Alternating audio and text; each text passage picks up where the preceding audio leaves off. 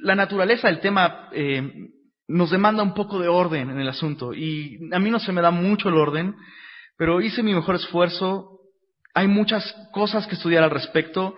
Básicamente vamos a contestar preguntas y vamos a basarnos en preguntas muy frecuentes con respecto a la creación y el origen de la vida. Ahora, hay un aspecto de este tema, hay una gran parte de este tema que es muy técnica.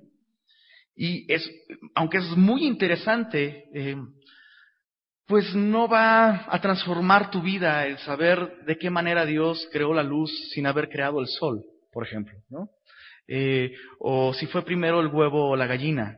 Así que si venías preguntándote si íbamos a contestar eso, ve descartando eso de tu lista de preguntas frecuentes.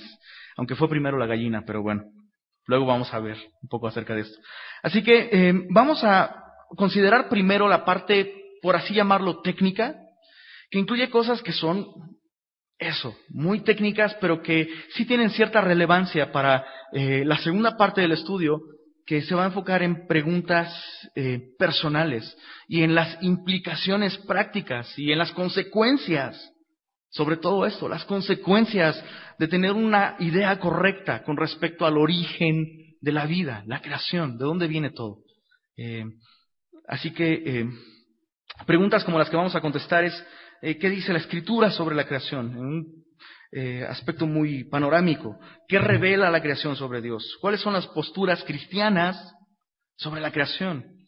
¿Son los 6 días que relata Génesis días literales o son meras expresiones que indican una cantidad de tiempo indefinida? ¿Qué edad tiene la Tierra? ¿Cuáles son los problemas con la evolución? Hay muchas otras teorías que van en contra de lo que la Biblia enseña. Creo que la evolución, aunque honestamente ha perdido muchísimo respeto, incluso por parte de la comunidad científica, creo que aún es suficientemente predominante para considerarla. Y las preguntas finales son, ¿qué tiene que ver esto conmigo hoy? O sea, todo esto que estamos estudiando, ¿por qué el hombre rechaza las evidencias de un creador? O aún la ciencia, si son tan contundentes como dices. Y finalmente, ¿cuál es el resultado de rechazar la doctrina de la creación? Así que, antes de comenzar, algunas aclaraciones. Es muy importante entender esto antes de comenzar. El cristianismo y la ciencia como tal no tienen conflicto alguno. ¿En serio? En serio. El conflicto ha sido más bien tanto con malas interpretaciones de la Biblia, un mal uso de la enseñanza bíblica, como también discrepancias con malas interpretaciones científicas de algunos científicos. Así que el problema no es realmente entre el cristianismo y la ciencia, sino con sus puntos de vista cuando están mal.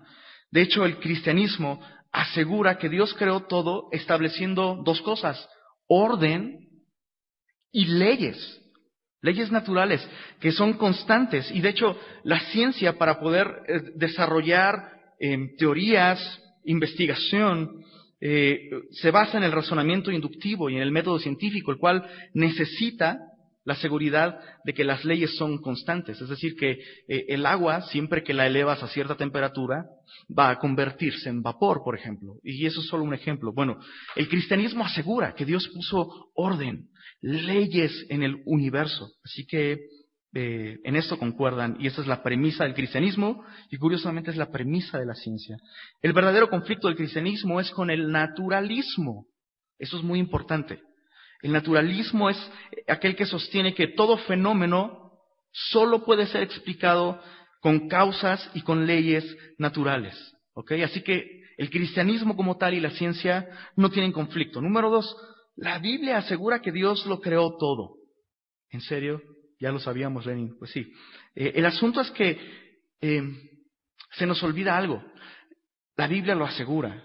La Biblia no va a tratar de convencernos de que Dios lo creó todo. En la primera línea la Biblia lo da por sentado. No pretende convencernos y no pretende explicarnos a detalle los pormenores del cómo, de cómo lo hizo. Lo que nos lleva a un tercer aspecto preliminar que debemos tener en mente. La Biblia no es un libro de ciencia. Y desafortunadamente algún sector del cristianismo de repente pretende usar la Biblia para decirle al científico cómo debe hacer su trabajo, lo cual pues está mal, porque la Biblia no, en sí vamos a ver que la Biblia no nos da detalles científicos de cómo Dios creó las cosas, de cómo Dios creó los cielos, pero la Biblia me enseña cómo ir al cielo, que eso es lo importante, ¿ok? Es interesante que el texto bíblico más largo y con más contenido en el tema de la creación solo ocupa 2 páginas a lo mucho en tu Biblia. Así que el énfasis de este tema, el énfasis de la creación, el énfasis del tema de la Biblia, se encuentra en Dios como creador y en la relación que éste tiene con su creación. ¿Sí está quedando claro esto? Es importante entenderlo. Y número 4, la Biblia nos invita a tener fe primero para entender después. Casi siempre nosotros buscamos entender algunas cosas para entonces creer. Si entiendo cómo Dios hizo los cielos y la tierra, entonces voy a creer que lo hizo. ¿No es así una postura muy común? Es muy común. Ahora, la Biblia nos dice en Hebreos 11:3, y quisiera que lo leyéramos, esto es muy importante. Hebreos, capítulo 11, verso 3, dice: por la fe entendemos. Otra vez, ¿por la fe qué? Por la fe entendemos haber sido constituido el universo por la palabra de Dios, de modo que lo que se ve fue hecho de lo que no se veía. Así que, ¿qué es lo que nos va a dar entendimiento? La fe. La fe primero, confías primero y entonces Dios te hace crecer en entendimiento. Ahora, esto me gusta porque probablemente estás pensando, si tú traes una postura anticreacionista, dices, bueno, es que ese es precisamente el problema. Yo no puedo creer que hay un Dios que creó todas las cosas. Entonces, no me pidas que crea para entender, explícame para tener fe. Bueno, en un sentido muy estricto, la ciencia te pide un grado de fe. En materia del origen de la vida, muchísimo más. ¿Por qué? Porque tres características del proceso científico para comprobar algo es que tiene que ser verificable. O sea, si hierves el agua siempre se va a evaporar. Entonces, lo puedes verificar cada vez que necesites, número 1. Número 2, tiene que ser reproducible. Y tiene que ser falseable. ¿Qué es falseable? Someterlo a teorías que contradicen potencialmente la teoría en cuestión. ¿Sí está claro? Entonces, básicamente, lo que estoy diciendo es que la ciencia nunca va a poder comprobar el origen de la vida cabalmente por una razón. No puedes recrear al 100% las condiciones originales en las que la vida vino a existir. ¿Sí está claro? Entonces, la ciencia te pide un grado de fe también. ¿A quién le vas a creer? Nota al margen.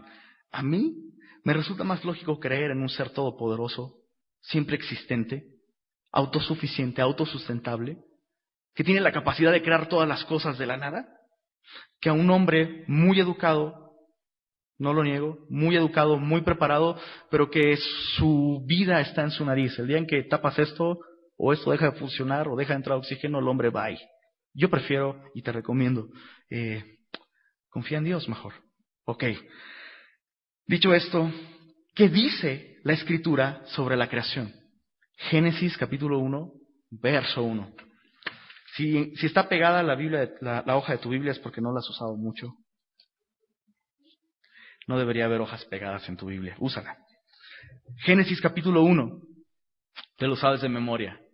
En el principio creó Dios los cielos y la tierra. Asombroso.